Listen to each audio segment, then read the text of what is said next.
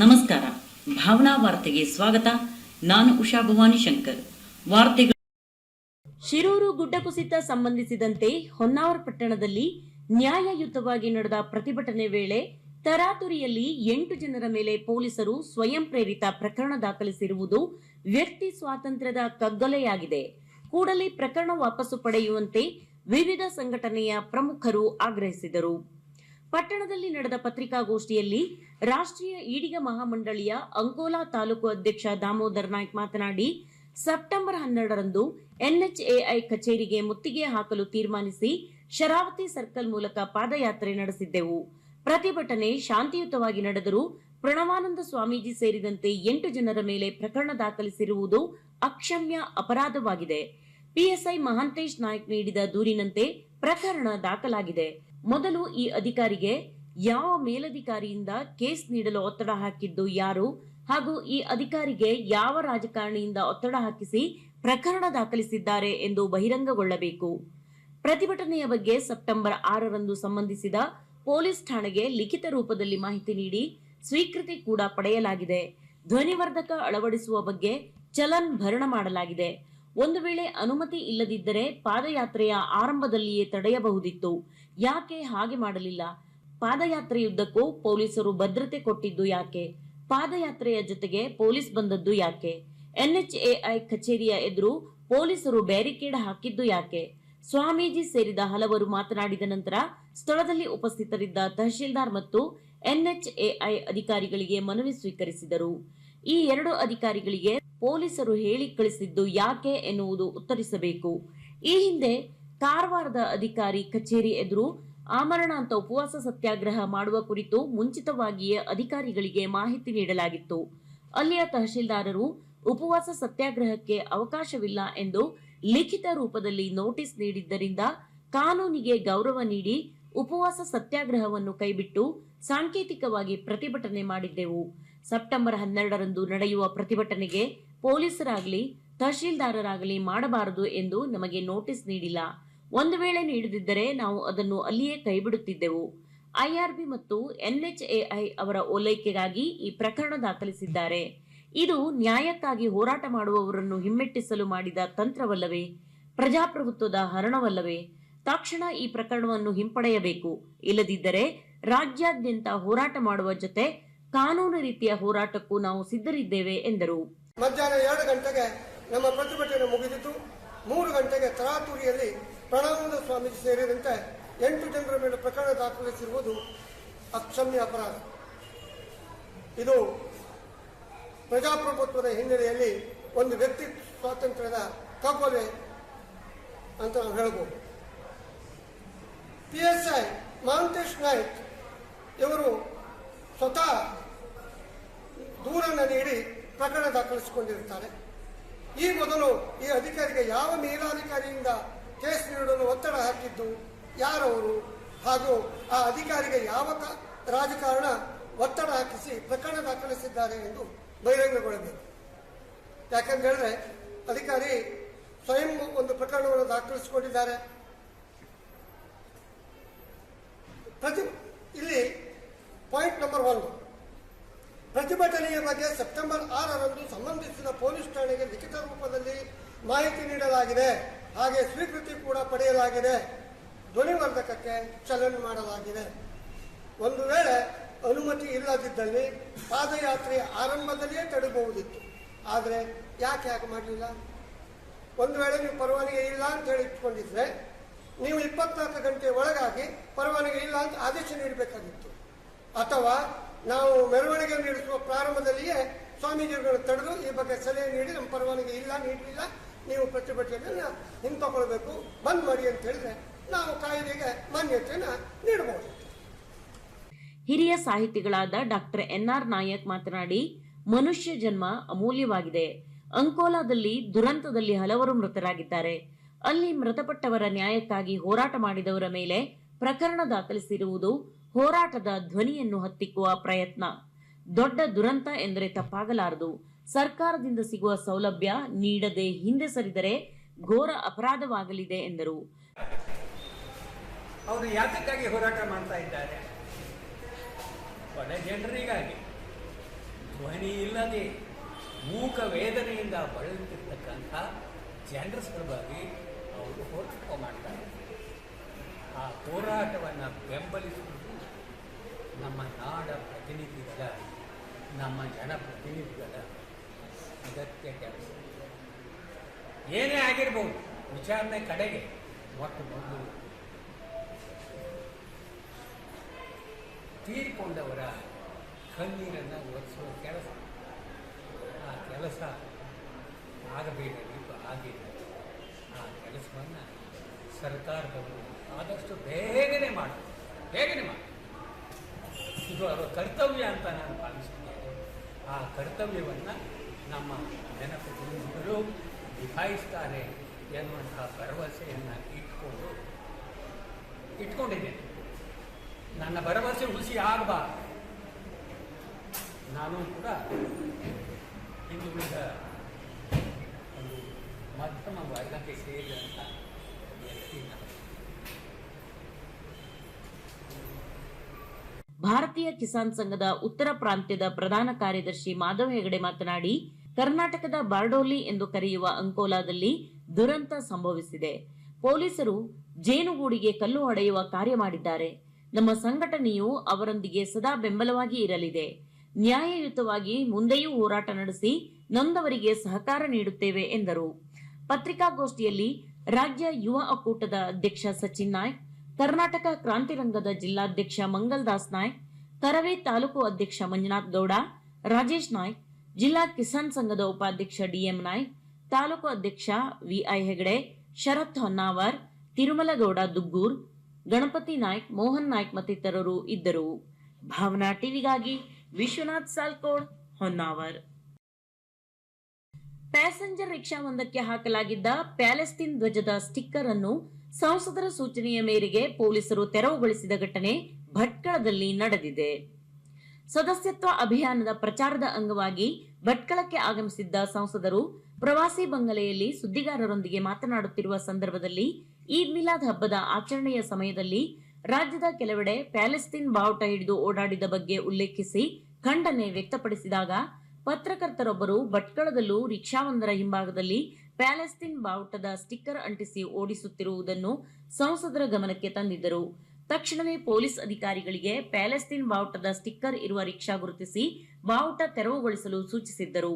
ತಕ್ಷಣ ಕಾರ್ಯಪ್ರವೃತ್ತರಾದ ಪೊಲೀಸ್ ಇಲಾಖೆ ಕೂಡಲೇ ರಿಕ್ಷಾವನ್ನು ಗುರುತಿಸಿ ಪ್ಯಾಲೆಸ್ತೀನ್ ಬಾವುಟದ ಸ್ಟಿಕ್ಕರ್ ತೆರವುಗೊಳಿಸಿದ್ದಾರೆ. ಜಿಲ್ಲಾ ಮಟ್ಟಕ್ಕೆ ಆಯ್ಕೆಯಾದ ಅಳ್ಳಂಕಿ ಪ್ರೌಢಶಾಲೆಯ ಬಾಲಕಿಯರ ಕಬಡ್ಡಿ ತಂಡ. ಸಂತೆಗುಳಿಯಲ್ಲಿ ನಡೆದ ಹೊನ್ನಾವರ ತಾಲೂಕು ಮಟ್ಟದ ಕಬಡ್ಡಿ ಪಂದ್ಯಾಟದಲ್ಲಿ ಸರ್ಕಾರಿ ಪ್ರೌಢಶಾಲೆ ಅಳ್ಳಂಕಿಯ ಬಾಲಕಿಯರ ಕಬಡ್ಡಿ ತಂಡವು ಗೆಲುವು ಸಾಧಿಸಿ ಜಿಲ್ಲಾ ಮಟ್ಟಕ್ಕೆ ಆಯ್ಕೆಯಾಗುವ ಮೂಲಕ ಐತಿಹಾಸಿಕ ಸಾಧನೆ ಮೆರೆದಿದ್ದಾರೆ. ಶಾಲೆಯಲ್ಲಿ ಕ್ರೀಡಾಂಗಣದ ಕೊರತೆಯ ನಡುವೆಯೂ ಉತ್ತಮ ಸಾಧನೆಗೈದ ಈ ತಂಡವನ್ನು ಮುಖ್ಯ ಶಿಕ್ಷಕರು ಹಾಗೂ ಸಹ ಶಿಕ್ಷಕರು, ಊರ ನಾಗರಿಕರು ಅಭಿನಂದಿಸಿದ್ದಾರೆ. ಮುಂದಿನ ಹಂತಗಳಲ್ಲೂ ವಿಜಯಶಾಲಿಯಾಗಿ ಗೆದ್ದು ಬರಲಿ ಎಂದು ಶುಭ ಹಾರೈಸಿದ್ದಾರೆ. ವಿದ್ಯಾರ್ಥಿಗಳಾದ ರೋಜಾ, ಕಾವ್ಯ, ನಮ್ರತಾ, ಶ್ರೀಯಾ, ದೀಕ್ಷಾ, ಪವಿತ್ರ, ವರ್ಷ, ದೀಕ್ಷಾ, ತ್ರಿಷಾ, ಶ್ರೇಯ, ಆಶಿತಾ, ಅಪೂರ್ವ ಉತ್ತಮ ಆಟ ಪ್ರದರ್ಶಿಸಿದ್ದಾರೆ. ಈ ತಂಡಕ್ಕೆ ದೈಹಿಕ ಶಿಕ್ಷಣ ಶಿಕ್ಷಕರಾದ ಅರುಣ್ ಫರ್ನಾಂಡಿಸ್ ಹಾಗೂ ಬೈಲ್ಗದ್ದೆಯ ಊರ ನಾಗರಿಕರು ಕೂಡ ತರಬೇತು ನೀಡಿದ್ದರು. ಇದೇ ಕಬಡ್ಡಿ ತಂಡ ಪ್ರಾಥಮಿಕ ಶಾಲೆಯಲ್ಲಿರುವಾಗ ವಿಭಾಗೀಯ ಮಟ್ಟದ ಫೈನಲ್ ವರೆಗೆ ತಲುಪಿರುವುದನ್ನು ಸ್ಮರಿಸಿದರು.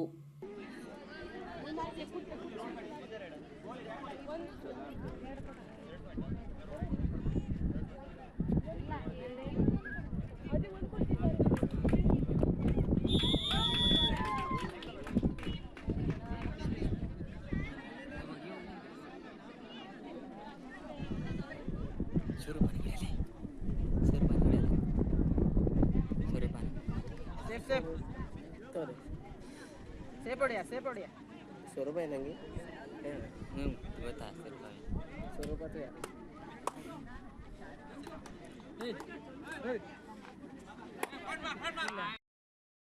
ಹೊನ್ನಾವರ ತಾಲೂಕಿನ ಹರಡಸೆಯ ಸರ್ಕಾರಿ ಹಿರಿಯ ಪ್ರಾಥಮಿಕ ಶಾಲೆಯಲ್ಲಿ ಚಿಕ್ಕನ್ಕೋಡ್ ಕ್ಲಸ್ಟರ್ ಮಟ್ಟದ ಪ್ರತಿಭಾ ಕಾರಂಜಿ ಕಾರ್ಯಕ್ರಮ ಯಶಸ್ವಿಯಾಗಿ ನಡೆಯಿತು. ಗ್ರಾಮ ಪಂಚಾಯತ್ ಅಧ್ಯಕ್ಷೆ ಶ್ಯಾಮಲಾ ನಾಯ್ಕ್ ಜ್ಯೋತಿ ಬೆಳಗಿಸುವ ಮೂಲಕ ಕಾರ್ಯಕ್ರಮಕ್ಕೆ ಚಾಲನೆ ನೀಡಿ ಶುಭ ಹಾರೈಸಿದರು. ಮುಖ್ಯ ಅತಿಥಿಯಾಗಿ ಪಾಲ್ಗೊಂಡ ಕ್ಷೇತ್ರ ಶಿಕ್ಷಣಾಧಿಕಾರಿಗಳಾದ ಜಿಎಸ್ ನಾಯ್ಕ್ ಮಾತನಾಡಿ, ಪ್ರತಿಭಾ ಕಾರಂಜಿ ಕಾರ್ಯಕ್ರಮಕ್ಕೆ ನಮ್ಮ ಇಲಾಖೆಯಿಂದ ಸಿಗುವ ಧನ ಸಹಾಯ ಅಲ್ಪ. ಇದು ಎಲ್ಲಿಯೂ ಸಾಲುವುದಿಲ್ಲ. ಆದರೆ ಹರಡಸೆ ಶಾಲೆಯ ಶಿಕ್ಷಕರು, ಪಾಲಕರು ಹಾಗೂ ಊರ ನಾಗರಿಕರು ಸೇರಿ ವಿಜೃಂಭಣೆಯಿಂದ ಕಾರ್ಯಕ್ರಮ ಆಯೋಜಿಸಿ ಮಾದರಿಯಾಗಿದ್ದಾರೆ ಎಂದರು. ಈ ಪ್ರತಿಭಾ ಕಾರಂಜಿ ಮತ್ತು ಕ್ರೀಡಾಕೂಟ ವಲಯ ಮಟ್ಟ, ತಾಲೂಕಾ ಮಟ್ಟ, ಕ್ಲಸ್ಟರ್ ಮಟ್ಟ ಬೇರೆ ಬೇರೆ ಹಂತದಲ್ಲಿ ನಡೆಯುತ್ತದೆ. ಕೆಳ ಹಂತದ ಕಾರ್ಯಕ್ರಮಕ್ಕೆ ಸರ್ಕಾರದ ಹಣಕಾಸಿನ ನೆರವು ಬಹಳ ಕಡಿಮೆ ಇರ್ತದೆ. ತಾಲೂಕು ಹಂತದ ಕಾರ್ಯಕ್ರಮಕ್ಕೆ ಕೂಡ ನಮಗೆ ಸ್ಪೋರ್ಟ್ಸ್ ಮಾಡಲಿಕ್ಕೆ 20,000 ರೂಪಾಯಿ ಕೊಡ್ತಾರೆ. ಅದು ನಮ್ಗೆ ಸುಮಾರು 2 ಲಕ್ಷ ರೂಪಾಯಿ ಬೇಕಾಗ್ತದೆ ಸ್ಪೋರ್ಟ್ಸನ್ನು ಕಂಡಕ್ಟ್ ಮಾಡಲಿಕ್ಕೆ. ಅಂಥ ಒಂದು ಸಂದರ್ಭದಲ್ಲಿ ನಮ್ಮ ಸ್ಥಳೀಯ ದಾನಿಗಳು, ನಮ್ಮ ಶಿಕ್ಷಕರು, STMCಯವರು ಇವರೆಲ್ಲ ಧನ ಸಹಾಯವನ್ನು ಮಾಡಿದ್ರೆ ಮಾತ್ರ ಕಾರ್ಯಕ್ರಮವನ್ನು ಚೆನ್ನಾಗಿ ಸಂಘಟನೆ ಮಾಡಲಿಕ್ಕೆ ಆಗ್ತದೆ. ವೇದಿಕೆಯಲ್ಲಿ BRP ಸತೀಶ್ ನಾಯ್ಕ್, ಪ್ರಾಥಮಿಕ ಶಾಲಾ ಶಿಕ್ಷಕರ ಸಂಘದ ತಾಲೂಕಾ ಅಧ್ಯಕ್ಷ MG ನಾಯ್ಕ್ ಸೇರಿದಂತೆ ಶಿಕ್ಷಣ ಇಲಾಖೆಯ ವಿವಿಧ ಅಧಿಕಾರಿಗಳು, ಚಿಕ್ಕನಕೋಡ್ ಗ್ರಾಮ ಪಂಚಾಯತ್ ಸದಸ್ಯರುಗಳು ಉಪಸ್ಥಿತರಿದ್ದರು. SDMC ಅಧ್ಯಕ್ಷ ನರಸಿಂಹ ನಾಯ್ಕ್ ಸಭಾ ಕಾರ್ಯಕ್ರಮದ ಅಧ್ಯಕ್ಷತೆ ವಹಿಸಿದ್ದರು. ಹರಡಸೆ ಶಾಲೆ ಮುಖ್ಯಾಧ್ಯಾಪಕ ರಾಘವೇಂದ್ರ ಜೋಗಿ ಸರ್ವರನ್ನು ಸ್ವಾಗತಿಸಿದರು. ಮನೆಯಂಗಳದಲ್ಲಿ ಬೆಳೆಯುವ ಹೂವು ಹಾಗೂ ಬಣ್ಣದ ಎಲೆಗಳಿಂದ ವಿದ್ಯಾ ನಾಯ್ಕ್ ನಿರ್ಮಿಸಿದ ಸುಂದರವಾದ ಹೂಗುಚ್ಛಗಳನ್ನು ಸ್ವಾಗತಕ್ಕೆ ಬಳಸಿದ್ದು ಗಣ್ಯರ ಗಮನ ಸೆಳೆಯಿತು. ಶಿಕ್ಷಕಿ ವೈಶಾಲಿ ನಾಯ್ಕ್ ವಂದಿಸಿದರು. ಶಿಕ್ಷಕ ಹನುಮಂತ್ ನಾಯ್ಕ್ ಕಾರ್ಯಕ್ರಮ ನಿರ್ವಹಿಸಿದರು. ಬಳಿಕ ನಡೆದ ಪ್ರತಿಭಾ ಕಾರಂಜಿ ಸ್ಪರ್ಧಾ ಕಾರ್ಯಕ್ರಮದಲ್ಲಿ ಚಿಕ್ಕನಕೋಡ್ ಕ್ಲಸ್ಟರ್ನ 10 ಶಾಲೆಗಳ ವಿದ್ಯಾರ್ಥಿಗಳು ಉತ್ಸಾಹದಿಂದ ಭಾಗವಹಿಸಿದ್ದರು. ಛದ್ಮವೇಷ, ಚಿತ್ರಕಲೆ, ಕ್ಲೇ ಮಾಡಲಿಂಗ್ ಮುಂತಾದ ವರ್ಣರಂಜಿತ ಸ್ಪರ್ಧೆಗಳು ನಯನ ಮನೋಹರವಾಗಿ ಕಂಡುಬಂತು. ವಿಜೇತ ವಿದ್ಯಾರ್ಥಿಗಳಿಗೆ ಗಣ್ಯರ ಕೈಯಿಂದ ಬಹುಮಾನ ಕೊಡಿಸಲಾಯಿತು. ಆಕರ್ಷಕವಾಗಿ ನಿರ್ಮಿಸಿದ ಫೋಟೋ ಫ್ರೇಮ್ ಎದುರು ವಿದ್ಯಾರ್ಥಿಗಳು ಹಾಗೂ ಪಾಲಕರು ಬಹುಮಾನಗಳ ಜತೆ ಸೆಲ್ಫಿ ಫೋಟೋ ಕ್ಲಿಕ್ಕಿಸಿಕೊಂಡು ಸಂಭ್ರಮಿಸಿದರು. ಕಾರ್ಯಕ್ರಮದಲ್ಲಿ ಪಾಲ್ಗೊಂಡ ಸರ್ವರಿಗೂ ರುಚಿಕರ ಉಪಹಾರ ಹಾಗೂ ಭೋಜನದ ವ್ಯವಸ್ಥೆ ಮಾಡಲಾಗಿತ್ತು. ಶಿಕ್ಷಕರು, SDMC, ಊರ ನಾಗರಿಕರು ಹಾಗೂ ವಿವಿಧ ದಾನಿಗಳ ಸಹಕಾರದಲ್ಲಿ ಕಾರ್ಯಕ್ರಮ ಯಶಸ್ವಿಯಾಯಿತು. ಅಲಗೇರಿಯಲ್ಲಿ ಪ್ರದರ್ಶನಗೊಂಡ ಗದಾಯುದ್ಧ ಯಕ್ಷಗಾನ ರಾಜ್ಯ ಪ್ರಶಸ್ತಿ ಪುರಸ್ಕೃತ ಮಂಜುನಾಥ್ ಬರ್ಗಿಯವರಿಗೆ ಸನ್ಮಾನ. ಅಂಕೋಲಾ ತಾಲೂಕಿನ ಅಲ್ಗೇರಿಯ ಸಾರ್ವಜನಿಕ ಗಣೇಶೋತ್ಸವದ ಪ್ರಯುಕ್ತ ಆಯೋಜಿಸಿದ ಯಕ್ಷಗಾನ ರಂಗವೇದಿಕೆಯಲ್ಲಿ ಇತ್ತೀಚೆಗೆ ಕರ್ನಾಟಕ ಪ್ರದೇಶ ಕಾಂಗ್ರೆಸ್ಸಿನ ಶಿಕ್ಷಕರ ಘಟಕದಿಂದ ರಾಜ್ಯ ಪ್ರಶಸ್ತಿಗೆ ಭಾಜನರಾದ ಕುಮಟಾ ತಾಲೂಕಿನ ಬರ್ಗಿಯ ಸರ್ಕಾರಿ ಪ್ರೌಢಶಾಲೆಯ ಅಧ್ಯಾಪಕ ಹಾಗೂ ಹೆಸರಾಂತ ಯಕ್ಷನಟ ಮಂಜುನಾಥ್ ಗಾಂವ್ಕರ್ ಬರ್ಗಿಯವರನ್ನು ಅಲಗೇರಿ ಊರ ನಾಗರಿಕರ ಪರವಾಗಿ ಸಾರ್ವಜನಿಕವಾಗಿ ಆತ್ಮೀಯವಾಗಿ ಸನ್ಮಾನಿಸಲಾಯಿತು. ಸನ್ಮಾನವನ್ನು ಸ್ವೀಕರಿಸಿದ ಮಂಜುನಾಥ್ ಬರ್ಗಿಯವರು ಪ್ರಶಸ್ತಿ ಮತ್ತು ಸನ್ಮಾನಗಳು ಸಾಧನೆಗೆ ಸಂದ ಗುರುವೆಂದೆಣಿಸದೆ ಸಾಧಿಸಬೇಕಾಗಿದ್ದು ಬೇಕಷ್ಟು ಇದೆ ಎಂಬುದನ್ನು ಎಚ್ಚರಿಸಿ ನೀಡಿದ ಆಶೀರ್ವಾದದ ಕಾಣಿಕೆ ಎಂದು ಭಾವಿಸಿರುವುದಾಗಿಯೂ, ಚುಟುಕು ಬ್ರಹ್ಮನ ನೆಲದ ಶ್ರೀಸಾಮಾನ್ಯನ ಸಾಂಸ್ಕೃತಿಕ ಪ್ರಜ್ಞೆಯು ಶ್ಲಾಘನೀಯವಾದುದು ಎಂದರು. ತರುವಾಯ ನಡೆದ ಗದಾಯುದ್ಧ ಯಕ್ಷಗಾನದಲ್ಲಿ ಅವರು ಅಶ್ವತ್ಥಾಮನ ಪಾತ್ರವನ್ನು ನಿರ್ವಹಿಸಿ ಪ್ರೇಕ್ಷಕರ ಮೆಚ್ಚುಗೆಗೆ ಪಾತ್ರರಾದರು. ಸಂಜಯನಾಗಿ ರಾಜೇಶ್ ನಾಯಕ್ ಸುರ್ವೆ, ಭೀಮನಾಗಿ ಸುರೇಶ್ ನಾಯಕ್ ಅಲ್ಗೇರಿ, ಕೌರವನಾಗಿ ಮಂಕಿ ಈಶ್ವರ್ ನಾಯ್ಕ್, ಕೃಷ್ಣನಾಗಿ ವೀರೇಂದ್ರ ವಂದಿಗೆ ಹಾಗೂ ದೂತನಾಗಿ ಸುಬ್ರಹ್ಮಣ್ಯ ಜಮಗೋಡ್ ಮೊದಲಾದವರು ತಮ್ಮ ಮನೋಜ್ಞವಾದ ಅಭಿನಯದಿಂದ ರಂಜಿಸಿದರು. ಹಿಮ್ಮೇಳದಲ್ಲಿ ಆನಂದೋ ಆಗೇರ್ ಸಂಗಡಿಗರು ಸಾಥ್ ನೀಡಿದರು. ಈಗ ಒಂದು ಚಿಕ್ಕ ವಿರಾಮ. ವಿರಾಮದ ನಂತರ ಭಾವನಾ ವಾರ್ತೆ ಮುಂದುವರಿಯುತ್ತದೆ. Nadeem jewellers, Aisha plaza, Bhatkal. ಕಳೆದ 25 ವರ್ಷಗಳಿಂದ ಗ್ರಾಹಕರ ಪ್ರಶಂಸೆಗೆ ಪಾತ್ರವಾದ ನದೀಮ್ ಜುವೆಲ್ಲರ್ಸ್ ಬೆಳ್ಳಿ ಮಹೋತ್ಸವವನ್ನು ಆಚರಿಸಿಕೊಂಡಿದೆ. ಈ ಶುಭ ಸಂದರ್ಭದಲ್ಲಿ ಗ್ರಾಹಕರಿಗೆ ಬಹುಮಾನ ಯೋಜನೆಯನ್ನು ಘೋಷಿಸಿ ಗ್ರಾಹಕರಿಂದ ಪ್ರಶಂಸೆ ಪಡೆದಿದೆ. ನಮ್ಮಲ್ಲಿ 916 ಹಾಲ್ಮಾರ್ಕ್ ಚಿನ್ನದ ಆಭರಣಗಳು ವಿವಿಧ ರೀತಿಯ ಹೊಸ ಡಿಸೈನ್ನಲ್ಲಿ ದೊರೆಯುತ್ತದೆ. ಬನ್ನಿ, ನಿಮಗಿಷ್ಟವಾದ ಆಭರಣ ಖರೀದಿಸಿ, ಧರಿಸಿ, ಸಂಭ್ರಮಿಸಿ.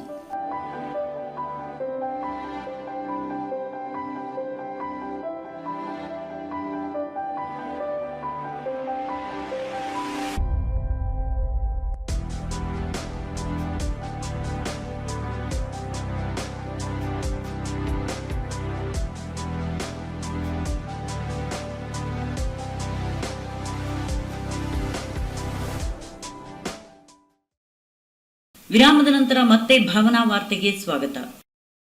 ಉತ್ತರ ಕನ್ನಡ ಜಿಲ್ಲೆಯಲ್ಲಿ 4 ಲಕ್ಷ ಭಟ್ಕಳ ವಿಧಾನಸಭಾ ಕ್ಷೇತ್ರವೊಂದರಲ್ಲಿಯೇ 45,000 ಸದಸ್ಯತ್ವ ನೋಂದಣಿ ಗುರಿಯೊಂದಿಗೆ ಕಳೆದ ಸೆಪ್ಟೆಂಬರ್ 2ರಿಂದ ಆರಂಭಿಸಲಾದ ಬಿಜೆಪಿ ಸದಸ್ಯತ್ವ ಅಭಿಯಾನಕ್ಕೆ ವೇಗವನ್ನು ನೀಡಲಾಗಿದೆ ಎಂದು ಸಂಸದ ವಿಶ್ವೇಶ್ವರ ಹೆಗಡೆ ಕಾಗೇರಿ ಹೇಳಿದರು. ಭಟ್ಕಳ ಪ್ರವಾಸಿ ಮಂದಿರದಲ್ಲಿ ಪತ್ರಿಕಾಗೋಷ್ಠಿಯನ್ನುದ್ದೇಶಿಸಿ ಮಾತನಾಡಿದರು. ಬಿಜೆಪಿ ರಾಷ್ಟ್ರಾಧ್ಯಕ್ಷ ಜೆಪಿ ನಡ್ಡಾ ಸೇರಿದಂತೆ ಬಿಜೆಪಿ ರಾಷ್ಟ್ರ ನಾಯಕರು ಸೆಪ್ಟೆಂಬರ್ 2ರಂದು ಸದಸ್ಯತ್ವ ಅಭಿಯಾನಕ್ಕೆ ಚಾಲನೆ ನೀಡಿದ್ದು, ಉತ್ತರ ಕನ್ನಡ ಜಿಲ್ಲೆಯಲ್ಲಿಯೂ ಶಾಸಕ ದಿನಕರ್ ಶೆಟ್ಟಿ, ಮಾಜಿ ಶಾಸಕರಾದ ರೂಪಾಲಿ ನಾಯ್ಕ್, ಶಿವಾನಂದ್ ನಾಯ್ಕ್, ಸುನೀಲ್ ಹೆಗಡೆ ಅವರನ್ನು ಒಳಗೊಂಡಂತೆ ಬಿಜೆಪಿ ಹಿರಿಕಿರಿಯ ನಾಯಕರು ಸದಸ್ಯತ್ವ ಅಭಿಯಾನದಲ್ಲಿ ಸಕ್ರಿಯವಾಗಿ ಭಾಗವಹಿಸಿದ್ದಾರೆ. ಸೆಪ್ಟೆಂಬರ್ 18ರಂದು ಬೆಂಗ್ರೆಯ ರಾಮಚಂದ್ರ ನಾಯ್ಕ್ ಹಾಗೂ ಹೆಬಳೆಯ ಸುಬ್ರಾಯ್ ದೇವಾಡಿಗ ಅವರ ಮನೆಯಲ್ಲಿ ಸದಸ್ಯತ್ವ ಈಗ ಅಭಿಯಾನವನ್ನು ನಡೆಸಲಾಗಿದ್ದು, ಹೆಚ್ಚಿನ ಜನರು ಕಾರ್ಯಕ್ರಮದಲ್ಲಿ ಪಾಲ್ಗೊಂಡಿದ್ದಾರೆ. ಅಕ್ಟೋಬರ್ನಲ್ಲಿ 2ನೇ ಹಂತದ ಸದಸ್ಯತ್ವ ಅಭಿಯಾನ ಆರಂಭವಾಗಲಿದೆ ಎಂದು ತಿಳಿಸಿದರು. ಅಕ್ಟೋಬರ್ 2ರಂದು ಆಚರಿಸಲಾಗುವ ಗಾಂಧಿ ಜಯಂತಿಯ ಅಂಗವಾಗಿ ಸ್ವಭಾವ ಸ್ವಚ್ಛತಾ, ಸಂಸ್ಕಾರ ಸ್ವಚ್ಛತಾ ಘೋಷವಾಕ್ಯದೊಂದಿಗೆ ಸ್ವಚ್ಛತಾ ಜನಾಂದೋಲನ ನಡೆಸಲು ನಿರ್ಧರಿಸಲಾಗಿದೆ. ಪ್ರತಿ ಗ್ರಾಮ ಪಂಚಾಯತ್ ವ್ಯಾಪ್ತಿಯ ಹಾಲಿ ಮಾಜಿ ಜನಪ್ರತಿನಿಧಿಗಳು, ಸಹಕಾರಿ ಸಂಘಗಳ ಹಾಲಿ ಮಾಜಿ ನಿರ್ದೇಶಕರು, ವಿವಿಧ ಸಂಘ ಸಂಸ್ಥೆಗಳ ಪ್ರತಿನಿಧಿಗಳು, ಮುಖಂಡರು, ಸಾರ್ವಜನಿಕರನ್ನು ಸೇರಿಕೊಂಡು ಸ್ವಚ್ಛತಾ ಕಾರ್ಯಕ್ರಮ ನಡೆಸಲಾಗುತ್ತಿದ್ದು, ಈ ಬಾರಿ ಕಬ್ಬಿಣ, ಪ್ಲಾಸ್ಟಿಕ್, ರಬ್ಬರ್, ಗ್ಲಾಸುಗಳನ್ನು ಕೇಂದ್ರೀಕರಿಸಿ ಕಾರ್ಯಕ್ರಮವನ್ನು ರೂಪಿಸಲಾಗಿದೆ. ಜನರು ಹೆಚ್ಚಿನ ಸಂಖ್ಯೆಯಲ್ಲಿ ಈ ಕಾರ್ಯಕ್ರಮದಲ್ಲಿ ಭಾಗವಹಿಸುವಂತಾಗಬೇಕು ಎಂದು ತಿಳಿಸಿದರು. 8800002024 ಈ ಸಂಖ್ಯೆಗೆ ಮಿಸ್ಡ್ ಕಾಲ್ ಕೊಡೋದ್ರ ಮೂಲಕ ಸದಸ್ಯತಾ ಅಭಿಯಾನಕ್ಕೆ ಚಾಲನೆಯನ್ನು ಕೊಟ್ಟು ಅವರು ನಮ್ಮ ಮೊದಲ ಸದಸ್ಯರಾಗಿ ನೋಂದಣಿ ಆದರು. ಈ ಅಭಿಯಾನ 25ನೇ ತಾರೀಕು ತನಕ ಮೊದಲನೇ ಹಂತದಲ್ಲಿ, ಅಕ್ಟೋಬರ್ದಲ್ಲಿ 2ನೇ ಹಂತದಲ್ಲಿ ಈ ಅಭಿಯಾನ ನಡೆಯೋದಿದೆ. ಈಗಾಗಲೇ ಇಡೀ ದೇಶ ಮಟ್ಟದಲ್ಲಿ, ರಾಜ್ಯ ಮಟ್ಟ, ಜಿಲ್ಲಾ ಮಟ್ಟ, ಎಲ್ಲ ಮಂಡಲ ಮಟ್ಟ, ಬೂತ್ ಮಟ್ಟ ತನಕಗಳು ಸದಸ್ಯತಾ ಅಭಿಯಾನ ಬಹಳ ವೇಗವಾಗಿ ಬಿರುಸಿನಿಂದ ನಡೀತಾ ಇದೆ. ನಮ್ಮ ಜಿಲ್ಲಾ ಸಮಿತಿ ಸಭೆ ಆಯಿತು. ನಮ್ಮ ಸುನೀಲ್ ಕುಮಾರ್ ಅವರು ರಾಜ್ಯ ಪ್ರಧಾನ ಕಾರ್ಯದರ್ಶಿಗಳು ಬಂದು ವಿಶೇಷವಾದಂಥ ಒಂದು ಸಭೆಯನ್ನು ನಡೆಸಿದ್ದಾರೆ. ಅದಾದಮೇಲೆ ಮಂಡಲ ಮಟ್ಟದ್ದು, ಶಕ್ತಿ ಕೇಂದ್ರದ್ದು, ಮಹಾಶಕ್ತಿ ಕೇಂದ್ರದ್ದು ಎಲ್ಲ ಸಭೆಗಳಾಗಿ ನಮ್ಮ ಪಕ್ಷದ ವ್ಯವಸ್ಥೆಯಲ್ಲಿ ಇವತ್ತು ಮಹಾಸಂಪರ್ಕ ಅಭಿಯಾನ ಅಂತ ಇವತ್ತು ನಾಳೆ ನಾವು ಇಟ್ಕೊಂಡು ಎಲ್ಲ ಕಡೆಗೆ ಈ ಸದಸ್ಯರನ್ನು ಮಾಡುವಂತಹ ಒಂದು ಪ್ರಕ್ರಿಯೆಗೆ ಒಂದು ವೇಗವಾದ ಚಾಲನೆಯನ್ನು ಕೊಡ್ತಾ ಇದ್ದೇವೆ. ನಮ್ಮ ಜಿಲ್ಲೆಯಲ್ಲಿಯೂ 4 ಲಕ್ಷಕ್ಕಿಂತ ಹೆಚ್ಚು ಸದಸ್ಯರನ್ನು ಮಾಡಬೇಕು ಅಂತಿದೆ. ಭಟ್ಕಳ ಮಂಡಲದಲ್ಲಿ ನಮ್ಮದು 45,000 ಸದಸ್ಯರನ್ನು ಮಾಡಬೇಕು ಅನ್ನುವಂಥ ಗುರಿಯನ್ನು ನಾವು ಇಟ್ಕೊಂಡಿದ್ದೇವೆ. ಇದಕ್ಕೆ ನಮ್ಮೆಲ್ಲ ಹಂತದ ಕಾರ್ಯಕರ್ತರು ತೊಡಕೊಂಡಿದ್ದಾರೆ. ಎಲ್ಲರೂ ನಿತ್ಯ ಬೆಳಗಾದರೆ ಇದೇ ಕೆಲಸದಲ್ಲಿ ತೊಡ್ಕೊಂಡಿದ್ದಾರೆ. ಚುನಾವಣೆಯಲ್ಲಿ ಹೇಗೆ ಆ ಚುನಾವಣಾ ಕೆಲಸವನ್ನು ಯಾವ ಒಂದು ವೇಗದಲ್ಲಿ ಮಾಡ್ತಾರೋ ಅದೇ ರೀತಿಯಲ್ಲಿ ಈ ಪಕ್ಷದ ಕೆಲಸವನ್ನು ಸಹ ನಮ್ಮ ಕಾರ್ಯಕರ್ತರು, ನಮ್ಮೆಲ್ಲ ಹಿರಿಯ ನಾಯಕರುಗಳು, ಪ್ರಮುಖರು ಎಲ್ಲರೂ ತೊಡಗಿಸ್ಕೊಂಡು ಮಾಡ್ತಾ ಇದ್ದಾರೆ. ನಾನು ಅದರ ಹಿನ್ನೆಲೆಯಲ್ಲಿ ಈಗಾಗಲೇ ಜಿಲ್ಲೆಯ ಅನೇಕ ಕಡೆಗಳಲ್ಲಿ ನಾನು ಪ್ರವಾಸ ಮಾಡಿದ್ದೇನೆ. ನಮ್ಮ ರಾಜ್ಯದ ಉಪಾಧ್ಯಕ್ಷೆ ರೂಪಾಲಿ ಅವರು ಓಡಾಡ್ತಿದ್ದಾರೆ. ನಮ್ಮ ಜಿಲ್ಲಾಧ್ಯಕ್ಷರು, ಜಿಲ್ಲಾ ತಂಡದಲ್ಲಿರೋರು ಎಲ್ಲರೂ ಮಾಡ್ತಿದ್ದಾರೆ. ನಮ್ಮ MLA ದಿನಕರ್ ಶೆಟ್ಟಿ ಇದ್ದಾರೆ. XMLAಗಳು ಶಿವಾನ್ ನಾಯ್ಕರು, ಸುನೀಲ್ ನಾಯ್ಕರು ಒಳಗೊಂಡಂತೆ ನಮ್ಮ ಇಡೀ ಕ್ಷೇತ್ರ ಅಲ್ಲಿ ಸುನೀಲ್ ಹೆಗಡೆ ಒಳಗೊಂಡಂತೆ ಬೇರೆ ಬೇರೆ ಹಂತದಲ್ಲಿರುವಂಥ ಎಲ್ಲ ಪ್ರಮುಖರು ಸಹ ನಮ್ಮ ಸದಸ್ಯತಾ ಅಭಿಯಾನದಲ್ಲಿ ತೊಡ್ಕೊಂಡಿದ್ದಾರೆ, ಚೆನ್ನಾಗಿ ಮಾಡ್ತಾ ಇದ್ದಾರೆ. ಹಾಗಾಗಿ ಯಶಸ್ವಿಯಾಗಿ ಇದು ನಡೀತಾ ಇದೆ. ಇನ್ನಷ್ಟು ಹೆಚ್ಚು ವೇಗದ ಚಾಲನೆ ಕೊಡಬೇಕು ಅನ್ನೋ ಹಿನ್ನೆಲೆಯಲ್ಲಿ ನಾನು ಸಹ ಇವತ್ತು ಭಟ್ಕಳ ನಮ್ಮ ಮಂಡಲದ ಅಲ್ಲಿ ನಾವು ಇವತ್ತು ಬೆಳಿಗ್ಗೆ ಬೇಂಗ್ರೆ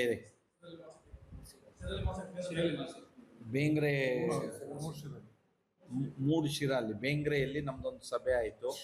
ಅದಾದಮೇಲೆ ಹೆಬ್ಬಳೆಯಲ್ಲಿ ಸುಬ್ರಾಯ್ ದೇವಾಡಿಗರ ಮನೆಯಲ್ಲಿ, ಬೇಂಗ್ರೆಯಲ್ಲಿ ರಾಮಚಂದ್ರ ನಾಯ್ಕರ ಮನೆಯಲ್ಲಿ ಆ ಭಾಗದ ಎಲ್ಲ ಕಾರ್ಯಕರ್ತರನ್ನ, ಪ್ರಮುಖರನ್ನ ಎಲ್ಲ ಕರೆದು ಆ ಸಭೆ ಮಾಡಿದ್ವಿ. ಆ ಸಭೆಯ ಫೋಟೋ ವಿವರಗಳನ್ನೆಲ್ಲ ನಿಮಗೆ ನಮ್ಮ ಕಳಿಸ್ಕೊಡ್ತಾ ಇದ್ದೀವಿ. ಈಗ ನಾವು ಎಲ್ಲ ಹಾಗೆ ನೋಡಿದರೆ ಭಟ್ಕಳದಕ್ಕೆ ಬರೋದು ಅನಿರೀಕ್ಷಿತ. ನಾನು ಸುಬ್ರಾಯ್ ದೇವಡವ್ರ ಮನೆಯಿಂದ ಹೆಬ್ಬಳೆಯಿಂದ ಹಾಗೆ ಮಂಕಿಗೆ ಹೋಗೋನು. ನಾನು ಇಲ್ಲೊಂದು ಸಲ ಬಂದಾಗ ಇಲ್ಲಿ ಕೆಲವು ಅಧಿಕಾರಿಗಳನ್ನು ಕರೆದು ಇಲ್ಲಿಯ ಸ್ಥಿತಿಗತಿಗಳನ್ನು, ವಿಷಯಗಳನ್ನೆಲ್ಲವನ್ನು ಚರ್ಚಿಸಿದ್ದೇನೆ. ನಾನು ಈ ಸಂದರ್ಭದಲ್ಲಿ ಒಂದು ವಿಷಯ ನಿಮ್ಮ ಎದುರುಗಡೆಗೆ ಗಮನಕ್ಕೆ ತರೋದು ಅಂದರೆ, ಅಕ್ಟೋಬರ್ 2ಕ್ಕೆ ಗಾಂಧಿ ಜಯಂತಿ ದಿನ ಮಹಾ ಸ್ವಚ್ಛತಾ ಅಭಿಯಾನವನ್ನು ಒಂದು ಜನಾಂದೋಲನದ ರೀತಿಯಲ್ಲಿ ಮಾಡಬೇಕು ಅಂತ ಈಗಾಗಲೇ ಸಿದ್ಧತೆಗಳು ಎಲ್ಲ ನಡೆದಿದೆ. ನಿನ್ನೆ ನರೇಂದ್ರ ಮೋದಿಜಿಯವರ ಜನ್ಮದಿನದಿಂದ ಅಕ್ಟೋಬರ್ 2 ತನಕ ಈ 15 ದಿನ ನಮ್ಮ ಪಕ್ಷದ ವತಿಯಿಂದ ಸೇವೆ ಮತ್ತು ಸ್ವಚ್ಛತೆ ಬಗ್ಗೆ ಕಾರ್ಯಕ್ರಮಗಳನ್ನು ಮಾಡ್ತಾ ಇದ್ದೇವೆ. ಅದು ನಡೀತಾನೆ ಇದೆ, ಸರ್ಕಾರದ ವತಿಯಿಂದಲೂ ನಡೀತಾ ಇದೆ. ನಿನ್ನೆನಿಂದ ಸ್ವಚ್ಛತೆ ಬಗ್ಗೆ ಅನೇಕ ಚಟುವಟಿಕೆಗಳನ್ನು ಹಾಕ್ಕೊಂಡಿದ್ದಾರೆ. ಅದರದೇ ಅಂತ ವೇಳಾಪಟ್ಟಿ ಬೇರೆ ಬೇರೆ ಇದಿದೆ. ಆದರೆ ನಾನು ಮಾಧ್ಯಮದ ಸ್ನೇಹಿತರಲ್ಲೂ ವಿನಂತಿ ಮಾಡ್ಕೊಂಡಿದ್ದೀನಿ, ಅವತ್ತೂ ಮಾಡ್ಕೊಂಡಿದ್ದೀನಿ. ಕಾರವಾರ ಸಭೆಯಲ್ಲಿ DC CS ಅವರು ಒಳಗೊಂಡಂತೆ ಎಲ್ಲ ಉನ್ನತ ಮಟ್ಟದ ಅಧಿಕಾರಿಗಳು, ತಾಲೂಕು ಮಟ್ಟದ ಅಧಿಕಾರಿಗಳು ಅವತ್ತಲ್ಲಿ ಬಂದಿದ್ದು. ಅವತ್ತು ಇದೊಂದು ಜನಾಂದೋಲನದ ರೀತಿಯಲ್ಲಿ ಈ ಒಂದು ಸ್ವಚ್ಛತಾ ಅಭಿಯಾನ ಆಗಬೇಕು ಅಂತ ನಾವು ಅಪೇಕ್ಷೆ ಪಟ್ಟಿದ್ದೇವೆ. ಅವತ್ತು ಒಂದು ಪಂಚಾಯತ್ ಅಂತ ಇಟ್ಕೊಳ್ಳಿ, ಅಥವಾ ಒಂದು ಮುನ್ಸಿಪಾಲ್ಟಿಯಲ್ಲಿ ಒಂದು ವಾರ್ಡ್ ಅಂತ ಇಟ್ಕೊಳ್ಳಿ. ಅದರೊಳಗೆ ಎಷ್ಟು ಸಂಘಟನೆಗಳಿದೆ? ಒಂದು ಪಂಚಾಯತಲ್ಲಿ ಎಷ್ಟು ಸಂಘಟನೆಗಳಿದೆ ಹೇಳಿ? ಪಂಚಾಯತ್ ಮೆಂಬರ್ ಇದ್ದಾರೆ, ಪಂಚಾಯತಲ್ಲಿ ಎಕ್ಸ್ ಮೆಂಬರ್ ಇದ್ದಾರೆ, ತಾಲೂಕು ಪಂಚಾಯತಿ, ಜಿಲ್ಲಾ ಪಂಚಾಯತಿ ಎಕ್ಸ್ ಮೆಂಬರ್ಗಳಿದ್ದಾರೆ, ಅಲ್ಲಿ ಯುವಕ ಸಂಘ ಇದೆ, ಅಲ್ಲಿ ಮಹಾಗಣಪತಿ ಕಮಿಟಿ ಇದೆ, ಅಲ್ಲಿ ಸ್ತ್ರೀ ಶಕ್ತಿ ಸಂಘ ಇದೆ, ಅಲ್ಲಿ ಸ್ವಸಹಾಯ ಸಂಘಗಳಿದೆ, ಅಲ್ಲಿ ದೇವಸ್ಥಾನ ಕಮಿಟಿ, ಶಾಲಾ ಕಮಿಟಿ, ಸೊಸೈಟಿ, ನಮ್ಮ ಕೋಆಪರೇಟಿವ್ ಸೊಸೈಟಿಗಳು ಎಲ್ಲವೂ ಇದೆ. ಒಂದು ಪಂಚಾಯತ್ ಅಂತ ನೋಡಿದರೆ ಅಲ್ಲಿಯ ಜನ ಸಂಘಟಿತವಾಗಿ ಒಂದೆಲ್ಲ ಒಂದು ರೀತಿಯಲ್ಲಿ ಜೋಡಿಕೊಂಡಿದ್ದಾರೆ ಈ ರೀತಿಯ ಸಂಘಟನೆಗಳಲ್ಲಿ. ಅವರು ಎಲ್ಲರನ್ನೂ ಕರೆದು ಒಂದು ಸಭೆ ಮಾಡಿ ಅವರು 2ನೇ ತಾರೀಕು ಎಲ್ಲ ಸ್ವಚ್ಛತಾ ಅಭಿಯಾನದಲ್ಲಿ ಅವರು ತೊಡ್ಕೊಳ್ಬೇಕು. ಅವ್ರವ್ರ ಏರಿಯಾದಲ್ಲೂ ಅವ್ರವ್ರು ಮಾಡೋದು. ನಾವು ಘನತ್ಯಾಜ್ಯ ಘಟಕ ಕೊಟ್ಟಿದ್ದೇವೆ, ಪ್ರತಿ ಪಂಚಾಯತಕ್ಕೆ ವಾಹನ ಕೊಟ್ಟಿದ್ದೇವೆ. ಹಾಗಾಗಿ ಕಸ ತೆಗೆದುಕೊಂಡು ಹೋಗೋದಕ್ಕೆ ವ್ಯವಸ್ಥೆ ಇದೆ, ಅದನ್ನು ಡಿಸ್ಪೋಸ್ ಮಾಡೋದಕ್ಕೆ ವ್ಯವಸ್ಥೆ ಇದೆ. ಆದರೆ ಅವತ್ತು ಎಲ್ಲ ಜನರು ಪ್ಲಾಸ್ಟಿಕ್ಕು, ಕಬ್ಬಿಣ, ರಬ್ಬರು, ಗ್ಲಾಸು ಇದು 2ನ್ನೇ ಇದು 4ನ್ನೇ ಕೇಂದ್ರೀಕರಿಸಿ ಸ್ವಚ್ಛತೆ ಮಾಡಬೇಕು ಅಂತ ಹೇಳಿದ್ದೇವೆ. ಇದು 4 ಅವತ್ತು. ಮತ್ತೆ ಈ ಜಡ್ ಕೆತ್ತುದೆಲ್ಲ ಇಟ್ಕೋಬಾರ್ದು ಹೇಳಿದ್ದೇವೆ. ಅಲ್ಲಿ ಹುಲ್ಲು ಸವರೋದು, ಅಂದರೆ ಈ ಮರದ ಹೆಣೆ ಬಂದ್ರೆ ಸವರೋದು ಅದೆಲ್ಲ ಮಾಡ್ರಿ, ನೀವು ಬೇರೆ ದಿನ ಮಾಡ್ರಿ. ಸರ್ಕಾರಿ ಕಚೇರಿನೂ ಮಾಡಬಾರ್ದು ಅಂತ ಹೇಳಿದ್ದೀನಿ ಅಕ್ಟೋಬರ್ 2ಕ್ಕೆ. ಶಾಲೆ, ಸರ್ಕಾರಿ ಕಚೇರಿಗಳು ಅದು ಇದು ನೀವು ಮೊದಲೇ ಮಾಡ್ಕೋಬೇಕು. ಅದು ನಿಮ್ಮದು ಸರ್ಕಾರದ ಕಚೇರಿಗಳು ಅವತ್ತು ಮಾಡಬಾರ್ದು, ಅವತ್ತೆಲ್ಲ ರಸ್ತೆಯಲ್ಲಿ ಇರಬೇಕು ಅಂತ ಹೇಳಿದ್ದೀನಿ ನಾನು. ಹಾಗೆ ಒಂದು ಜನಾಂದೋಲನ ಆಗಬೇಕು ಅಂತ ಅದಕ್ಕೆ EO, ತಹಸೀಲ್ದಾರ್ ಎಲ್ಲ ಕರೆಸಿದ್ದೆ. ನಾಳೆ PDOಗಳ ಸಭೆ ಇದೆಯಂತೆ, ಅವರು ಅದನ್ನು ನೋಡ್ತಾರೆ. ನಾನು ಇದನ್ನು ನಾವೆಲ್ಲರೂ ನಮ್ಮ ಜಿಲ್ಲೆಯ ಉಳಿದೆಲ್ಲ ಅಭಿವೃದ್ಧಿ ಕೆಲಸಗಳನ್ನು ನಾವು ಮಾಡಲೇಬೇಕು, ನಾವು ಮಾಡ್ತೀವಿ, ನಾವೆಲ್ಲ ಜವಾಬ್ದಾರರಿದ್ದೇವೆ. ಆದರೆ ಸರ್ಕಾರದ ಉಳಿದ ಯೋಜನೆಗಳು ಜೊತೆಯಲ್ಲಿ ಈ ರೀತಿಯ ಒಂದು ಜನರಲ್ಲಿ ಸ್ವಚ್ಛತೆ. ಮಾಜಿ ಸಚಿವ ಶಿವಾನಂದ್ ನಾಯ್ಕ್, ಮಾಜಿ ಶಾಸಕ ಸುನಿಲ್ ನಾಯ್ಕ್, ಹಿರಿಯ ಧುರೀಣ ಗೋವಿಂದ್ ನಾಯ್ಕ್, ಬಿಜೆಪಿ ಜಿಲ್ಲಾ ಕಾರ್ಯದರ್ಶಿ ಸುಬ್ರಾಯ್ ದೇವಾಡಿಗ, ಶ್ರೀಕಾಂತ್ ನಾಯ್ಕ್, ರವಿ ನಾಯ್ಕ್ ಜಾಲಿ, ಭಾಸ್ಕರ್ ದೈಮನೆ, ಮೋಹನ್ ನಾಯ್ಕ್ ಸರ್ಪನ್ಕಟ್ಟೆ, ಕೇದಾರ್ ಕೊಲ್ಲೆ, ಭಟ್ಕಳ ಬಿಜೆಪಿ ಮಂಡಳಾಧ್ಯಕ್ಷ ಲಕ್ಷ್ಮೀನಾರಾಯಣ ನಾಯ್ಕ್, ಪ್ರಧಾನ ಕಾರ್ಯದರ್ಶಿ ಶ್ರೀನಿವಾಸ್ ನಾಯ್ಕ್ ಮೊದಲಾದವರು ಉಪಸ್ಥಿತರಿದ್ದರು. ಶಿಥಿಲಾವಸ್ಥೆಯಲ್ಲಿದ್ದ ಅಂಗನವಾಡಿ ಕಟ್ಟಡದ ನವೀಕರಣಕ್ಕೆ ಬೈಲೂರು ನಿವಾಸಿ ಉದ್ಯಮಿ ಮಾಸ್ತಪ್ಪ ನಾಯ್ಕ್ ಆರ್ಥಿಕ ಧನ ಸಹಾಯ ಮಾಡಿದ್ದು ಆ ಭಾಗದ ಯುವಕರು ಹಾಗೂ ಸಾರ್ವಜನಿಕರು ಧನ್ಯವಾದ ತಿಳಿಸಿದ್ದಾರೆ. ಭಟ್ಕಳ ತಾಲೂಕಿನ ಹೆಬಳೆ ಪಂಚಾಯತ್ ವ್ಯಾಪ್ತಿಯ ತೆಂಗಿನಗುಂಡಿ ಗ್ರಾಮದ ಅಂಗನವಾಡಿ ಇದಾಗಿದ್ದು, ಈ ಅಂಗವಾಗಿ ಕಟ್ಟಡವು 1998ರಲ್ಲಿ ನಿರ್ಮಾಣಗೊಂಡ ಬಳಿಕ ಯಾವುದೇ ರೀತಿಯ ರಿಪೇರಿ ಕಾರ್ಯಗಳು ನಡೆದಿರುವುದಿಲ್ಲ. ಇತ್ತೀಚಿನ ದಿನಗಳಲ್ಲಿ ಅಂಗನವಾಡಿ ಕಟ್ಟಡ ಹಿಡಿದು ಸುತ್ತಮುತ್ತ ಗಿಡಗಂಟಿಗಳು ಬೆಳೆದು ಪಾಳು ಬಿದ್ದ ಕಟ್ಟಡದ ಹಾಗೆ ಭಾಸವಾಗುತ್ತಿತ್ತು. ಇದನ್ನು ಮನಗಂಡ ಊರಿನ ಯುವಕ ವಿಶ್ವ ನಾಯ್ಕ್ ಗೆಳೆಯರೊಂದಿಗೆ ಚರ್ಚಿಸಿ ಶಿಥಿಲಾವಸ್ಥೆಗೊಂಡಿರುವ ಅಂಗನವಾಡಿ ಕಟ್ಟಡದ ನವೀಕರಣಕ್ಕೆ ಬೈಲೂರಿನ ನಿವಾಸಿ ಯಂಗ್ ಒನ್ ಇಂಡಿಯಾ ಸಂಸ್ಥಾಪಕ ಹಾಗೂ ಉದ್ಯಮಿ ಮಾಸ್ತಪ್ಪ ನಾಯ್ಕ್ ತೆರಳಿ ಅಂಗನವಾಡಿ ಕಟ್ಟಡದ ಪರಿಸ್ಥಿತಿಯನ್ನು ಹೇಳಿಕೊಂಡಾಗ ಇದಕ್ಕೆ ಸಕಾರಾತ್ಮಕವಾಗಿ ಸ್ಪಂದಿಸಿ ಅಂಗನವಾಡಿ ನವೀಕರಣಕ್ಕೆ ತಗಲುವ ವೆಚ್ಚವನ್ನು ತಾವೇ ಪೂರ್ತಿ ಭರಿಸುವುದಾಗಿ ಹೇಳಿದರು. ಅದರಂತೆ ಸುಮಾರು 20,000 ಅಧಿಕ ಹಣದಲ್ಲಿ ಅಂಗನವಾಡಿ ಸುತ್ತಮುತ್ತ ಸ್ವಚ್ಛಗೊಳಿಸಿ ಕಟ್ಟಡಕ್ಕೆ ಸುಣ್ಣ ಬಣ್ಣ ಬಳಿದು ಅಂಗನವಾಡಿಗೆ ಸುಂದರ ರೂಪವನ್ನು ನೀಡಿದ್ದಾರೆ. ಹಾಗೆ ಈ ಹಿಂದೆ ಅನೇಕ ಬಡ ವಿದ್ಯಾರ್ಥಿಗಳಿಗೆ ಹಾಗೂ ಬಡ ರೋಗಿಗಳಿಗೆ ಆರ್ಥಿಕವಾಗಿ ನೆರವು ನೀಡಿದ್ದಾರೆ. ಅದರಂತೆ ಊರಿನ ಯುವಕರಾದ ರಾಘವೇಂದ್ರ ನಾಯ್ಕ್, ನಾರಾಯಣ ನಾಯ್ಕ್, ಧನರಾಜ್ ನಾಯ್ಕ್, ಹರೀಶ್ ನಾಯ್ಕ್, ಅಭಿಷೇಕ್ ನಾಯ್ಕ್, ಅನಿಲ್ ನಾಯ್ಕ್, ನಿತಿನ್ ನಾಯ್ಕ್ ಶ್ರಮದಾನ ಮಾಡುವ ಮೂಲಕ ಅಂಗನವಾಡಿ ನವೀಕರಣಕ್ಕೆ ಕೈಜೋಡಿಸಿದ್ದಾರೆ. ಉಡುಪಿ ಕೊಡವೂರಿನ ಮಹತೋಬಾರ ಶ್ರೀ ಶಂಕರನಾರಾಯಣ ದೇವಸ್ಥಾನ ಮತ್ತು ನೃತ್ಯ ನಿಕೇತನ ಸಂಯೋಜನೆಯಲ್ಲಿ ಸೋಮವಾರ ರಾತ್ರಿ ವಸಂತ ಮಂಟಪದಲ್ಲಿ ನಡೆದ ನೃತ್ಯ ಶಂಕರ 93ನೇ ಸಾಪ್ತಾಹಿಕ ಸರಣಿಯಲ್ಲಿ ಉತ್ತರ ಕನ್ನಡ ಜಿಲ್ಲೆಯ ಬಿಸಲಕೊಪ್ಪದ ಅನಘಾ ಹೆಗಡೆ ತನ್ನ ನೃತ್ಯ ಪ್ರೌಢಿಮೆ ಪ್ರದರ್ಶಿಸಿದ್ರು. ಅನಘಾ ಹೆಗಡೆ ಆರಂಭದಲ್ಲಿ ವಿಘ್ನ ನಿವಾರಕ ಗಣಪತಿಯನ್ನ ಪ್ರಾರ್ಥಿಸುತ್ತಾ ನಟರಾಜನಿಗೆ ಪುಷ್ಪಾಂಜಲಿ ನೃತ್ಯ ಸಮರ್ಪಿಸಿ ನಾಟ್ಯ ಆರಂಭಿಸಿದ್ರು. ಬಳಿಕ ರಾಗ್ ಸರಸ್ವತಿ ಮತ್ತು ಆದಿತಾಳದಲ್ಲಿ ಮಧುರೈ ಆರ್ ಮುರಳೀಧರನ್ ರಚಿಸಿರುವ ಕೃತಿಗೆ ಅನಘಾ ಹೆಜ್ಜೆ ಹಾಕುತ್ತಾ ತಮ್ಮಲ್ಲಿರುವ ಪ್ರತಿಭೆ ಅನಾವರಣಗೊಳಿಸಿದ್ರು.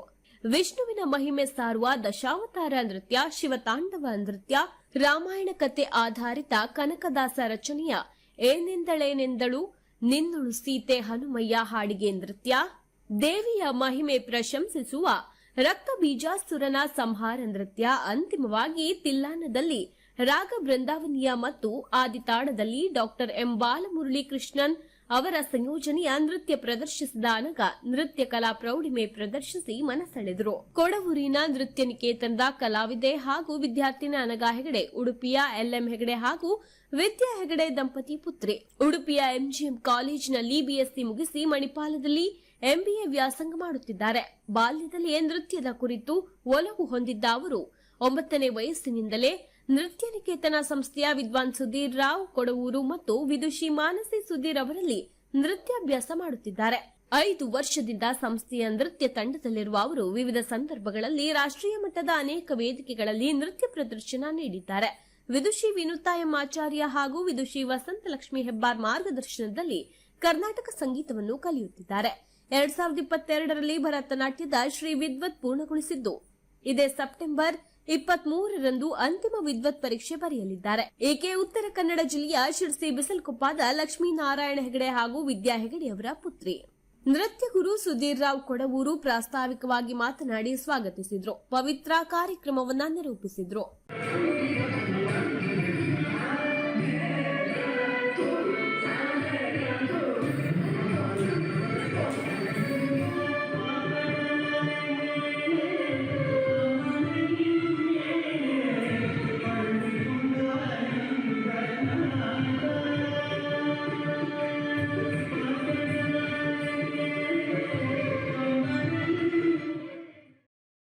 ಕೆಆರ್ಪೇಟೆ ತಾಲೂಕಿನ ಮಡವಿನಕೋಡಿ ಗ್ರಾಮದಲ್ಲಿ ಧರ್ಮಸ್ಥಳ ಗ್ರಾಮಾಭಿವೃದ್ಧಿ ಯೋಜನೆಯ ನೇತೃತ್ವದಲ್ಲಿ ಯಶಸ್ವಿಯಾಗಿ ನಡೆದ ಬೃಹತ್ ಆರೋಗ್ಯ ಶಿಬಿರ. ಆರೋಗ್ಯವೇ ಭಾಗ್ಯ, ಆರೋಗ್ಯಕ್ಕಿಂತ ಮಿಗಿಲಾದ ಭಾಗ್ಯ ಮತ್ತೊಂದಿಲ್ಲ. ಆದ್ದರಿಂದ ನಿಯಮಿತವಾಗಿ ಆಹಾರ ಸೇವಿಸಿ ಶಿಸ್ತುಬದ್ಧವಾದ ಜೀವನ ನಡೆಸಿ ಅಮೂಲ್ಯವಾದ ಆರೋಗ್ಯ ಕಾಪಾಡಿಕೊಂಡು 100 ಕಾಲ ನೆಮ್ಮದಿಯ ಜೀವನ ನಡೆಸಬೇಕು ಎಂದು ಧರ್ಮಸ್ಥಳ ಗ್ರಾಮಾಭಿವೃದ್ಧಿ ಯೋಜನೆಯ ಜಿಲ್ಲಾ ನಿರ್ದೇಶಕ ಕೇಶವ್ ದೇವಾಂಗ ಹೇಳಿದರು. ಅವರು ಕೆಆರ್ಪೇಟೆ ತಾಲೂಕಿನ ಮಡವಿನಕೋಡಿ ಗ್ರಾಮದಲ್ಲಿ ಆಯೋಜಿಸಿದ್ದ ಬೃಹತ್ ಆರೋಗ್ಯ ಶಿಬಿರವನ್ನು ಉದ್ಘಾಟಿಸಿ ಮಾತನಾಡಿದರು. ಇಂದಿನ ಒತ್ತಡದ ಜೀವನದಲ್ಲಿ ನಾವು ಕೆಲಸ ಮಾಡುವುದರಿಂದ ಹಲವು ಆರೋಗ್ಯ ಸಮಸ್ಯೆಗಳು ನಮ್ಮನ್ನ ಕಾಡುತ್ತಿವೆ. ಆದ್ದರಿಂದ ಒತ್ತಡಗಳಿಂದ ಮುಕ್ತವಾಗಿ ಶಿಸ್ತುಬದ್ಧ ಜೀವನ ನಡೆಸಬೇಕು. ಸೊಪ್ಪು, ತರಕಾರಿ, ಹಣ್ಣು ಹಂಪಲು ಸೇರಿದಂತೆ ಪೌಷ್ಟಿಕಾಂಶಗಳಿಂದ ಕೂಡಿದ ದೇಸಿ ಶೈಲಿಯ ಆಹಾರ ಪದಾರ್ಥಗಳನ್ನು ಸೇವಿಸಿ ಅಮೂಲ್ಯವಾದ ಆರೋಗ್ಯವನ್ನ ಕಾಪಾಡಿಕೊಳ್ಳಬೇಕು. ಬಾಯಿ ಚಪಲಕ್ಕೆ ಒಳಗಾಗಿ ಚಾಟ್ಸ್, ಬೇಕರಿ ಹಾಗೂ ರಸ್ತೆ ಬದಿಯಲ್ಲಿ ಮಾರಾಟ ಮಾಡುವ ಪಾನಿಪುರಿ, ಗೋಬಿ ಮಂಚೂರಿ, ಬಜ್ಜಿ, ಪಕೋಡ ತಿಂದು ಆರೋಗ್ಯವನ್ನ ಕೆಡಿಸಿಕೊಳ್ಳಬಾರದು ಎಂದು ಕಿವಿಮಾತು ಹೇಳಿದ ಕೇಶವ್ ದೇವಾಂಗ, ಇಂದಿನ ದಿನಮಾನದಲ್ಲಿ ಸಕ್ಕರೆ ಕಾಯಿಲೆ, ರಕ್ತದೊತ್ತಡ, ಕ್ಯಾನ್ಸರ್ ಹಾಗೂ ಹೃದಯಕ್ಕೆ ಸಂಬಂಧಿಸಿದ ಕಾಯಿಲೆಗಳು ಕಾಡುತ್ತಿವೆ. ನಮ್ಮ ಆರೋಗ್ಯ ನಮ್ಮ ಕೈಯಲ್ಲಿಯೇ ಇರುವುದರಿಂದ ಶಿಸ್ತುಬದ್ಧ ಜೀವನ ಹಾಗೂ ಆಹಾರ ಶೈಲಿಯೇ ನಮ್ಮ ಆರೋಗ್ಯದ ರಹಸ್ಯವಾಗಿದೆ ಎಂದರು. ಆರೋಗ್ಯ ಅಂದರೆ ಏನು? ಆರೋಗ್ಯ ಅಂದರೆ ಒಬ್ಬ ಮನುಷ್ಯನ ದೈಹಿಕ, ಮಾನಸಿಕ, ಸಾಮಾಜಿಕವಾಗಿ ನೆಮ್ಮದಿಯಿಂದ ಇರ್ತೀವಲ್ಲ, ಇದನ್ನೇ ನಾವು ಆರೋಗ್ಯ ಅಂತ ಹೇಳ್ತೀವಿ. ಅಂದರೆ ದೈಹಿಕವಾಗಿ, ಮಾನಸಿಕವಾಗಿ ನಾವು ಇರುವಂಥ ಸಮಾಜದಲ್ಲಿ ನೆಮ್ಮದಿಯಿಂದ ಜೀವನ ಮಾಡ್ತೀವಲ್ಲ, ಇದನ್ನೇ ನಾವು ಆರೋಗ್ಯ ಅಂತೀವಿ. ಒಂದು ಗಾದೆ ಹೇಳ್ತಾರೆ, ಊಟ ಬಲ್ಲವನಿಗೆ ರೋಗ ಇಲ್ಲ, ಮಾತು ಬಲ್ಲವನಿಗೆ ಜಗಳ ಇಲ್ಲ. ನಾವೇನು ಮಾಡಬೇಕು? ಈಗ ಸರ್ ಹೇಳ್ದಾಗೆ prevention is better then cure ಅಂತೀವಿ. ಅಂದರೆ ಯಾವುದೇ ರೋಗ ಬರೋದಕ್ಕಿಂತ ಮುಂಚಿತವಾಗಿ ರೋಗ ಬರದಂಗೆ ನಾವು ಮುನ್ನೆಚ್ಚರಿಕೆ ತಗೋದಿದೆಯಲ್ಲ, ಅದೇ ನಮ್ಮ ಆರೋಗ್ಯ ಕಾಪಾಡಿಕೊಳ್ಳುವಂತಹ ಒಂದು ಉತ್ತಮ ತತ್ವ ಅಂತ ಹೇಳ್ಬೋದು. ಹಾಗಾಗಿ ಹಿಂದೆ ಏನಾಗ್ತಿತ್ತು, ಕ್ರಿಯಾಶೀಲರಾಗ್ತಿದ್ವು ಯಾವಾಗಲೂ. ಈಗ ಯಾಂತ್ರೀಕೃತ ಆಗ್ಬಿಟ್ಟಿದ್ವಿ. ಪ್ರತಿಯೊಂದಕ್ಕೂ ಯಾವುದೇ ವಾಹನಗಳು ಆಗಿರ್ಬೋದು, ವಾಕ್ ಮಾಡೋಕ್ಕೂ ಮಿಷಿನರೀಸ್ ಇರ್ಬೋದು. ಈಗ ಹಿಂದೆ ಏನಾಯ್ತು, ಒಂದು ತಲೆನೋವು ಬಂತಂದ್ರೆ ಒಂದು ಮೆಣಸಿನ ಶುಂಠಿ ಏನೋ ಒಂದು ಕಷಾಯ ಮಾಡಿ ಕುಡ್ಕೊಂಡ್ರೆ ತಲೆನೋವು ವಾಸಿ ಆಗ್ತಿತ್ತು. ಈಗ ನೇರವಾಗಿ ಆಸ್ಪತ್ರೆಗೆ ಹೋಗ್ತೀವಿ, ತಲೆನೋವು ಟ್ಯಾಬ್ಲೆಟ್ ತಗೋತೀವಿ, ನುಗ್ತೀವಿ, ಇಮಿಡಿಯೇಟ್ ಕ್ಯೂರ್ ಮಾಡ್ಕೊತೀವಿ. ಹಾಗೆ ಒಂದು ಆರೋಗ್ಯ ಆಯಿತು. ಎರಡನೇದಾಗಿ ನಾವು ಉತ್ತಮ ಆರೋಗ್ಯ ಮಾಡ್ಕೋಬೇಕಂದ್ರೆ ನಿಯಮಿತವಾಗಿ ಕಾಲಕ್ಕೆ ಸರಿಯಾಗಿ ಆಹಾರ ಸೇವಿಸಬೇಕು, ಅತಿ ಹೆಚ್ಚು ನೀರು ಕುಡಿಬೇಕು, ಪೌಷ್ಟಿಕಾಂಶವುಳ್ಳ ಆಹಾರಗಳನ್ನು ಸೇವಿಸಬೇಕು. ಅತಿ ಹೆಚ್ಚಾಗಿ 30 ವಯಸ್ಸಿನ ನಂತರ ನಾವು ನಿಯಮಿತವಾಗಿ ಆರೋಗ್ಯ ತಪಾಸಣೆಯನ್ನು ಮಾಡ್ಕೊಂಡು ಹೋಗ್ಬೇಕು. ಏಕೆಂದರೆ 30 ನಂತರನೇ ಏನಾದರೂ ಮನುಷ್ಯನಿಗೆ ಸಣ್ಣ ಪುಟ್ಟ ಕಾಯಿಲೆಗಳು ಬಂದಾಗ ನಾವು ನೋಡೋಕೆ ಚೆನ್ನಾಗೇ ಕಾಣ್ತೀವಿ, ಮಾನಸಿಕ ಏನಾದ್ರು ಒಂದು ಡಿಫೆಕ್ಟ್ ಇರ್ತದೆ. ಹಾಗಾಗಿ ಯಾಂತ್ರಿಕವಾಗಿ ಇವತ್ತು ಜೀವನ ಇರೋದ್ರಿಂದ ನಾವು 30 ನಂತರ ಹಾಗಾಗಿ ವರ್ಷಕ್ಕೆ 6 ತಿಂಗಳಿಗೆ ನಮ್ಮ ಆರೋಗ್ಯವನ್ನು ತಪಾಸಣೆ ಮಾಡಿ ನಮ್ಮ ಆರೋಗ್ಯದಲ್ಲಿ ಏನು ನ್ಯೂನ್ಯತೆ ಇದೆ ಅನ್ನೋದನ್ನು ವೈದ್ಯರಿಂದ ತಪಾಸಣೆ ಮಾಡಿಕೊಂಡು ನಮ್ಮ ಆರೋಗ್ಯನ ಉತ್ತಮಪಡಿಸ್ಕೋಬೇಕು. ಅತಿ ಹೆಚ್ಚಾಗಿ ಏನಪ್ಪ ಅಂದರೆ ನಾವು ಮೊದಲೇ ನಾನು ಹೇಳ್ದಾಗೆ ಯಾವುದೇ ಒಂದು ಸಣ್ಣ ಸಮಸ್ಯೆ ಬಂದರೂ ನಾವು ಆಸ್ಪತ್ರೆಗೆ ಡಿಪೆಂಡ್ ಆಗೋದು ತಪ್ಪಬೇಕು. ಏಕೆಂದರೆ ನಾವು ಪ್ರತಿನಿತ್ಯ ನಾವು ತರಕಾರಿ ಸೊಪ್ಪುಗಳನ್ನು ನಾವು ನೋಡಿ ಅರ್ಧ ಲೀಟ್ರ್ 1 ಲೀಟ್ರ್ ಹಾಲು ಕರಿತೀವಿ, ತಗೋಗಿ ಡೈರಿಗೆ ಹಾಕ್ಬಿಟ್ಟು ನಾವು ಬೇರೆ ಏನೋ ತಿಂತೀವಿ. ಅದೇ ಹಾಲಲ್ಲಿ ತುಪ್ಪ ಆಯ್ತದೆ, ಮೊಸರು ಆಯ್ತದೆ, ಮಜ್ಜಿಗೆ ಆಯ್ತದೆ. ಮನುಷ್ಯನಿಗೆ ಅತಿ ಮುಖ್ಯವಾಗಿ ಪೌಷ್ಟಿಕಾಂಶ ಇರುವಂಥದ್ದು ಹಾಲಲ್ಲಿ, ಅದನ್ನೇ ಡೈರಿಗೆ ಹಾಕ್ಬಿಟ್ಟು ನಾವು ದುಡ್ಡು ತಗೊಂಡು ಬೇರೆ ಏನೋ ತಿಂತೀವಿ. ಹಾಗೆ ಮನೆ ಹತ್ರ ಬೇಕಾದ ಮಾದೇಗೌಡ ಮೆಮೋರಿಯಲ್ ಆಸ್ಪತ್ರೆಯ ತಜ್ಞ ವೈದ್ಯರಾದ doctor Lohith, doctor Ashalatha, doctor Shashikanth, doctor Hemalatha, police ಅಧಿಕಾರಿ ಸತೀಶ್, ಕಾವೇರಿ ಕಣ್ಣಿನ ಆಸ್ಪತ್ರೆಯ ತಜ್ಞ ವೈದ್ಯರು, ತಾಲೂಕು ಯೋಜನಾಧಿಕಾರಿ ವೀರೇಶಪ್ಪ, ಮೇಲ್ವಿಚಾರಕರಾದ ಗುಣಶ್ರೀ, ಮಡವಿನಕೋಡಿ ಗ್ರಾಮ ಪಂಚಾಯತ್ ಅಧ್ಯಕ್ಷೆ ಪ್ರೀತಿ ಬೈರನಾಯ್ಕ, ಉಪಾಧ್ಯಕ್ಷರಾದ ರತಿ ಮಹದೇವ್ ಸೇರಿದಂತೆ ನೂರಾರು ಜನರು ಉಪಸ್ಥಿತರಿದ್ದರು. ಆರೋಗ್ಯ ಶಿಬಿರದಲ್ಲಿ ಆರೋಗ್ಯ ತಪಾಸಣೆ ನಡೆಸಿ ಉಚಿತವಾಗಿ ಔಷಧಿಗಳನ್ನು ವಿತರಿಸಲಾಯಿತು. ಭಾವನಾ ಟಿವಿಗಾಗಿ ಡಾಕ್ಟರ್ ಕೆಆರ್ ನೀಲಕಂಠ, ಕೃಷ್ಣರಾಜಪೇಟೆ, ಮಂಡ್ಯ. ಇಲ್ಲಿಗೆ ಭಾವನಾ ವಾರ್ತೆ ಮುಕ್ತಾಯವಾಯಿತು. ಮತ್ತೆ ಭಾವನಾ ವಾರ್ತೆಯೊಂದಿಗೆ ಭೇಟಿಯಾಗೋಣ. ಅಲ್ಲಿಯವರೆಗೂ ನಮಸ್ಕಾರ. ನಿರಂತರ ರಂಜನೆ, ನಿಮ್ಮೂರಿನ ಸುದ್ದಿ ಮನೆ. ನೋಡ್ತಾ ಇರಿ ಭಾವನಾ ಟಿವಿ, ಇದು ನಿಮ್ಮ ವಾಹಿನಿ.